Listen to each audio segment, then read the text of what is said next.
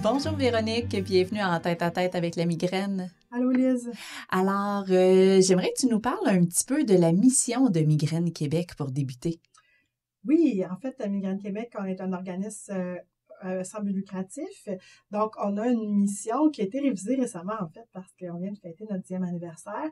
Notre mission, elle est vraiment toute simple. Améliorer la qualité de vie des gens qui vivent avec la migraine ainsi que celle de leurs proches. Maintenant, c'est comment on fait ça? Ça, c'est pas mal plus compliqué. Il y a différents services justement qui sont offerts, qui vont dans cette mission-là. Est-ce que tu peux nous en parler un petit peu plus, nous dire quel type de service les personnes peuvent avoir accès? Oui, en fait, comme on est un organisme de portée nationale, on couvre toute la province du Québec, c'est sûr qu'on rejoint énormément de gens qui ont différents besoins. Donc, on a un éventail de services assez large. Premièrement, tout ce qui est aide et entraide. Donc, vraiment des services qui sont destinés aux gens qui vivent avec la migraine et qui auraient besoin d'échanger entre eux, de ventiler, c'est ça, de créer des liens. Donc, on a des groupes de soutien en français et en anglais, et on a un groupe de soutien pour les jeunes, donc 18-30 ans. Ensuite, on a des services plus d'information, des webinaires, la balado dans lequel on est présentement, un site Internet, bon, tout ça. Donc, on a beaucoup de services pour vraiment amener de l'information de sources fiables, crédibles et tout ça aux gens qui vivent avec la migraine et leurs proches. On a aussi des services plus pour les gens qui ont envie de participer à des groupes, mettons du yoga doux, des activités créatives, gyrokinésis. On a une offre là, comme dans le fond trimestrielle, un peu comme les municipalités font, de cours, mais adaptés pour les personnes qui vivent avec la migraine. Donc, nos instructeurs et instructrices sont au courant et font attention des mouvements, par exemple, qui sont suggérés, tout ça. Puis en même temps, c'est un endroit pour échanger et puis rencontrer d'autres personnes.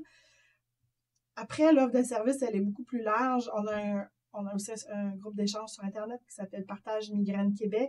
C'est comme un service sans être un parce que, bon, c'est ouvert à tous, mais Migraine Québec modère ce groupe d'échange-là. Donc, c'est un groupe qui est fiable. On s'assure qu'il n'y a pas de gens qui viennent semer la pagaille dans le groupe.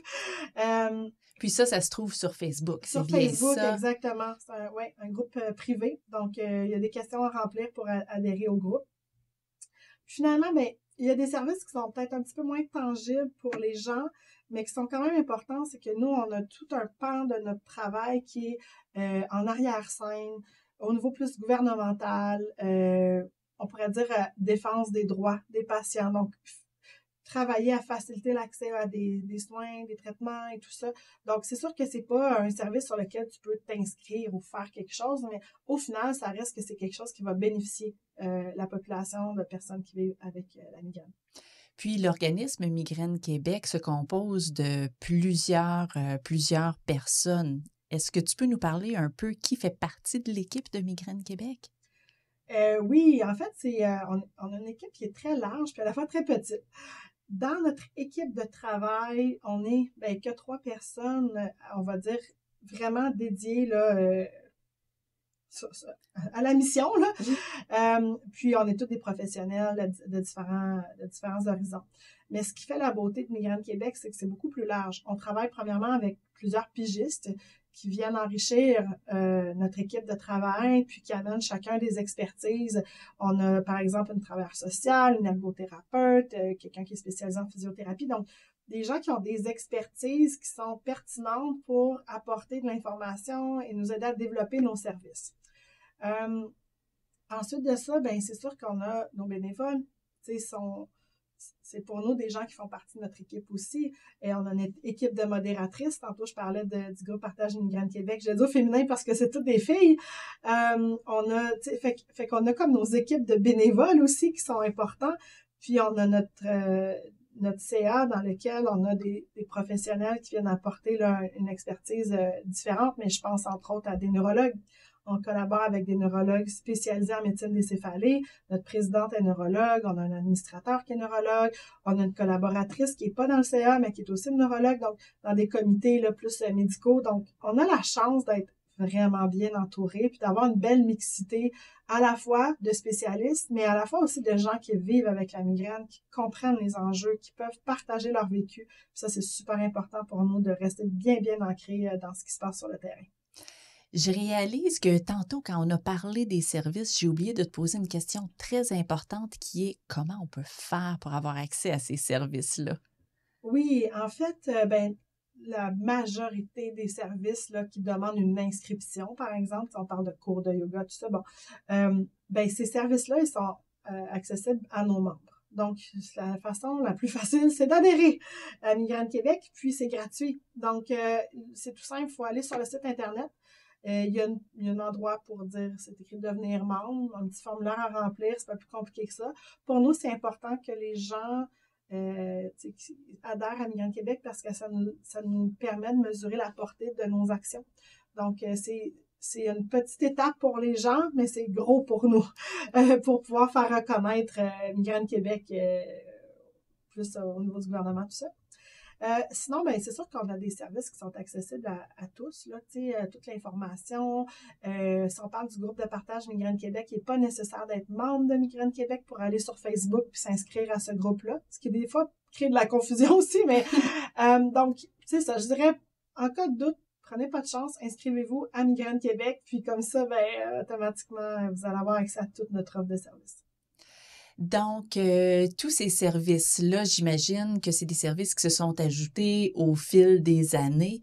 À la base, à la création de Migraine Québec, comment tout ça s'est mis en branle? Oui, l'histoire de Migraine Québec, je la trouve très belle. Moi, j'ai pas de mérite, là. J'arrive dans un organisme qui est comme déjà bien structuré, bien monté. Ça fait juste 1 an que je suis directrice générale. Mais l'organisme comme tel a été créé officiellement en 2014. Donc, on a, comme je disais tantôt, fêté nos 10 ans. Et l'idée, elle est venue à la base de neurologue, donc une médecin spécialiste qui trouvait qu'il manquait vraiment d'informations en français sur la migraine au Québec. Et plutôt que de répéter tout le temps les mêmes choses, autant pour ses patients que pour ses collègues médecins, elle a créé un site Internet qui s'appelait Migraine Québec, dans lequel elle a écrit des multitudes d'articles de blog pour informer et former les gens. En parallèle à ça, existait un groupe qui s'appelait Migraine Zéro, qui était un groupe plus d'entraide, formé de gens qui vivaient avec la migraine, qui avaient besoin d'échanger, donc il y avait des groupes de soutien, tout ça. Puis à un certain moment, il y a comme eu une fusion entre les deux.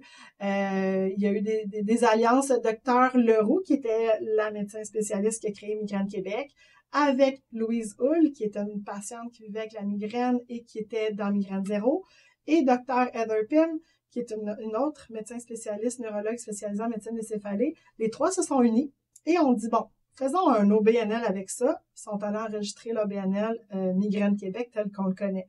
Ça, c'était il y a 10 ans. C'est sûr que là, c'est pas parce qu'on est un OBNL enregistré que du jour au lendemain, on a plein de services. Là, au contraire, ça a été tout un parcours pour ces trois dames qui ont mis énormément de temps et d'énergie avec d'autres bénévoles et qui ont créé vraiment les bases, là, la structure de fond de Migraine Québec qui, lentement mais sûrement, s'est développée avec le temps. Puis, à partir de ces débuts de création de Migraine Québec jusqu'à aujourd'hui, qu'est-ce que tu dirais qui auraient été les points saillants, les moments marquants de l'évolution de Migraine Québec? C'est sûr que dans la vie de tout OBNL, je dirais qu'un des moments marquants et essentiels, je pense, pour la survie d'un organisme, c'est quand on a une reconnaissance gouvernementale. Puis ça, c'est arrivé il y a quelques années pour Migraine Québec. Donc, d'être reconnu officiellement comme un organisme communautaire, d'avoir une subvention au fonctionnement par le ministère de la Santé et des Services sociaux, c'est sûr que c'est un moment charnière parce que ça a permis d'avoir les premiers employés. Donc là, des gens qui sont vraiment embauchés pour développer et travailler la mission. Donc, ça, c'est sûr que c'est une grosse étape. Ensuite, il y a eu l'étape de reconnaissance d'un organisme de bienfaisance. Donc, on peut maintenant émettre des reçus de charité là, pour les impôts. Donc, c'est sûr que ça aide aussi à aller chercher des dons, d'aller chercher des partenaires financiers, tout ça. Donc, c'est, je pense, une autre grosse étape. Et à travers ça, il y a des services que j'ai peut-être moins nommés tantôt parce que c'est pas vraiment un éventail de services, mais c'est des choses tellement importantes Je pense entre autres à la démarche d'autogestion que tu connais très bien. Oui. Donc, je pense que la création de la démarche d'autogestion, peut-être une petite parenthèse sur qu'est-ce que c'est, mais tu sais, c'est vraiment, mon Dieu, c'est une formation, un outil, c'est tout en même temps, pour aider les personnes qui vivent avec la migraine à s'autogérer dans cette situation-là. Tu sais, on parle souvent des traitements là, plus pharmacologiques, mais la démarche d'autogestion, c'est aussi une responsabilisation, c'est se donner de l'autonomie pour prendre le contrôle de qu'est-ce qu'on vit. Et cette démarche-là, elle est excellente, mais elle est aussi très populaire. Ça a donné à Migraine Québec de dire, ben nous, on a une expertise, puis là, on crée quelque chose pour les gens, pour notre population, bien évidemment, puis les médecins ont dit, ah, ben attends, là, il y a quelque chose d'intéressant qui se passe là. Tu sais, c'est quand même fait par des professionnels du milieu de la santé. Ça a été vérifié par des spécialistes, par des médecins, psychologues, etc. Donc, il y a vraiment une crédibilité de cet outil-là qui, je pense, a amené une perception positive de Migraine Québec qui était peut-être pas là avant. Tu sais, souvent, les OBNL, on se fait dire, ah, vous êtes communautaire, vous êtes, oui, on est ancré dans le terrain, mais c'est rare qu'il y ait ce pont-là avec le niveau plus académique, scientifique, médical, tout ça. Donc, nous, ça, je pense, c'est une autre étape importante, à la fois pour les gens qu'on accompagne, parce que là, il y avait un outil, et en même temps pour la crédibilité et la perception que le milieu professionnel a sur l'organisme. Puis, dans tous les services que Migraine Québec offre, puis dans toute son implication, tout ça, ça s'adresse à toute personne qui vit avec la migraine. Donc, c'est pas nécessaire que la personne ait des crises de migraine à très haute fréquence ou qu'elle vive avec cette maladie-là depuis des années. Ça peut aussi bien être des services qui sont disponibles pour quelqu'un qui va avoir quelques crises par mois, quelqu'un qui vient tout juste d'avoir un diagnostic. Absolument, absolument. Nous, on offre un éventail, puis après ça, selon la situation de chaque personne, vont aller chercher ce qu'ils ont plus besoin. Mais c'est sûr que nous, on veut parler à tout le monde, même quelqu'un qui n'est même pas certain encore si ce que cette personne a vu, c'est des migraines. Tu sais, les crises de migraine, c'est pas toujours si évident que ça au début à avoir le diagnostic. Fait en attendant, déjà, on a de l'information comment avoir un diagnostic, c'est quoi le parcours. Tu sais, donc, on s'adresse vraiment jour 1 à, tu sais, après, on a des gens qui sont en situation de migraine chronique depuis des années. C'est sûr qu'ils vont aller chercher un petit peu plus, peut-être, de services, parce que c'est sûr que quand on vit avec la migraine au quotidien ou presque, ben là, c'est plus là qu'on a besoin, justement, des activités adaptées, puis des groupes d'échange et tout ça, mais ça n'empêche absolument pas que quelqu'un qui vit avec une migraine épisodique, une fois de temps en temps, vienne chercher de l'information chez nous, puis même, je dirais que c'est un de nos enjeux et de nos défis, je pense, de rejoindre les gens qui vivent avec la migraine épisodique pour les éduquer puis les informer pour ne pas qu'elles se chronicisent et que là, ça vient avec d'autres enjeux. Là. Si on regarde pour les mois, les années à venir chez Migraine Québec, quels sont les principaux projets qu'on risque de voir se développer davantage? Là, on est vraiment dans une belle phase à Migraine Québec parce que, ben, comme je disais tantôt, les bases sont bien ancrées, on a un certain soutien, et là, il y a une espèce de momentum en plus. Dans les dernières années, il y a eu des nouveaux médicaments vraiment dédiés à la migraine, là, les anti-CGRP, les GEPAN, tout ça. Donc, il y a comme les planètes s'alignent, on va dire. Puis là, à travers ça, il vient d'avoir la publication d'une nouvelle ligne directrice pour le traitement de la migraine au niveau du Canada. Donc, je dirais que ce que les gens vont pas voir, mais qui vont arriver, c'est dans notre travail à nous, dans nos projets, c'est vraiment de valoriser toutes ces nouveautés-là, mais au niveau gouvernemental. Fait que c'est sûr que ça, c'est pas tant visible, vraiment tangible pour nos membres, mais il reste qu'il y a un énorme travail qu'on fait dans l'ombre, qui est un gros projet présentement. C'est vraiment de faciliter l'accès à ces traitements-là, revoir le parcours de soins. C'est sûr que nous, on est un acteur parmi plein d'autres acteurs, mais on a vraiment des actions politiques auprès du gouvernement pour essayer d'échanger puis de dialoguer pour expliquer c'est quoi la réalité de vivre avec la migraine, puis comment on peut faire pour travailler ensemble pour donner un meilleur accès aux soins, au traitement. Donc, ça, c'est comme un projet qui est plus dans l'ombre, mais qui est omniprésent. Mais sinon, il y a tout l'enjeu de la migraine au travail. Donc, la population des gens qui vivent avec la migraine, il n'y a pas d'âge comme tel. Tu sais, ça commence assez jeune, puis ça peut s'étendre jusqu'à quand même assez âgé. Donc, on a un gros bassin de population en âge de travailler, population qui serait active ou qui est active, mais qui a des enjeux par rapport à la migraine. Donc, il y a des gens qui sont obligés de s'absenter. Il y en a qui sont même obligés de quitter leur emploi ou de changer de domaine. Donc, il y a beaucoup, beaucoup d'enjeux liés à la migraine, puis des employeurs qui ne sont pas nécessairement au courant de comment ça fonctionne, puis des adaptations qu'ils pourraient faire qui aideraient à la fois leurs employés et qui les aideraient eux aussi, là, en quelque part, puis les assureurs, la même chose. Donc, on travaille vraiment un gros projet Migraine au travail avec la formation pour les employeurs, pour les employés, les collègues aussi qui comprennent la réalité des collègues qui vivent avec la migraine. Donc, c'est sûr que ça, c'est un des gros projets. La démarche d'autogestion, c'est un projet qui prend de l'ampleur et de l'expansion. On va en sortir je peux l'annoncer parce que ça s'en vient, une version asynchrone. Donc, les gens vont pouvoir suivre ça à leur rythme et ce qui va permettre à beaucoup plus de gens d'y avoir accès parce que pour l'instant, c'est des ateliers aux 2 semaines, donc il faut vraiment être très disponible. Alors que là, on va offrir l'information sur un peu plus large, là, tu sais. Puis c'est sûr que tout ce qui est déstigmatisation, rayonnement, on veut que les gens comprennent c'est quoi la migraine et qu'est-ce que ça signifie vivre avec la migraine, puis qu'on arrête de dire ah ben t'as juste mal à la tête, prends-toi de Tylenol, ça va passer. Parce que c'est vraiment pas ça la migraine, mais malheureusement c'est ça qu'on voit. Donc c'est un de nos défis de faire parler de la migraine, d'être présent dans les réseaux sociaux, dans les médias, peu importe. Il y aura différentes façons, mais je dirais qu'un gros projet, c'est les communications et la visibilité de tout ça. En terminant, est-ce qu'il y a certains points qu'on n'a pas encore abordés dans notre rencontre que tu jugerais important qu'on discute? Bien, je pense qu'on a quand même fait un bon tour d'horizon. J'ai envie de remercier nos bénévoles.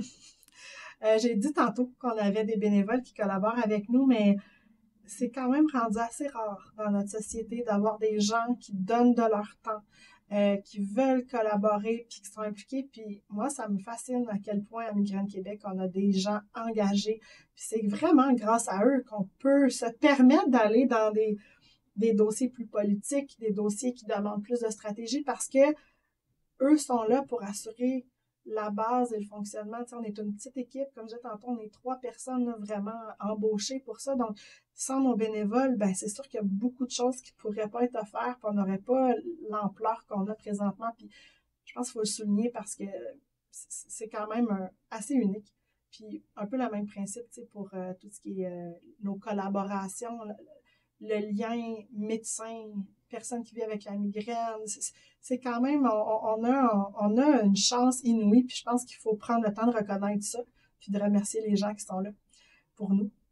Puis sinon, ben, j'invite vraiment les gens à aller visiter notre site Internet, puis peut-être, oui, un élément important, j'ai mentionné beaucoup de services d'information, on parle de virtuel, tout ça, donc ça implique un écran d'ordinateur, ce qui est vraiment pas toujours l'idéal quand on vit avec des crises de migraine. Donc, on en est très conscient.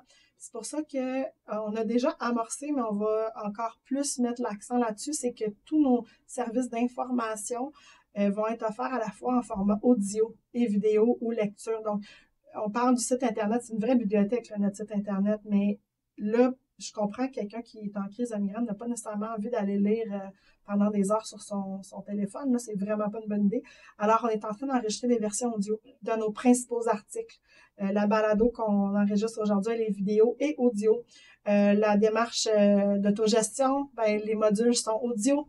Donc, on travaille vraiment à l'inclusion et à l'accessibilité au sein de l'organisme. Puis on espère aussi réussir à aller rejoindre des gens qui savent pas qu'on existe, mais aussi des gens qui ont peut-être pas tendance à aller consulter pour leurs enjeux de migraine. Donc, un des grands dossiers, tantôt que j'ai pas nommé, mais qui est quand même très important, c'est vraiment tout cet aspect, aller rejoindre tout le monde qui vit avec la migraine. Il y en a beaucoup de gens. C'est pas tout le monde qui consulte, c'est pas tout le monde qui est à l'aise, c'est pas tout le monde qui est dans leur culture. Ça fait partie de leur culture d'aller consulter. Donc, on a beaucoup de défis Puis, c'est des beaux défis. Fait que je pense que je vais conclure avec ça. Ben, je pense que je peux me permettre, au nom de toutes les personnes qui vivent avec la migraine, de dire un grand merci à Migraine Québec pour tout ce qui est fait, qu'on voit beaucoup les choses qu'on voit peut-être un petit peu moins, mais assurément qui sont très, très, très aidantes pour toutes ces personnes-là. Puis un grand merci à toi aussi, Véronique, d'avoir été avec nous aujourd'hui. Merci à toi.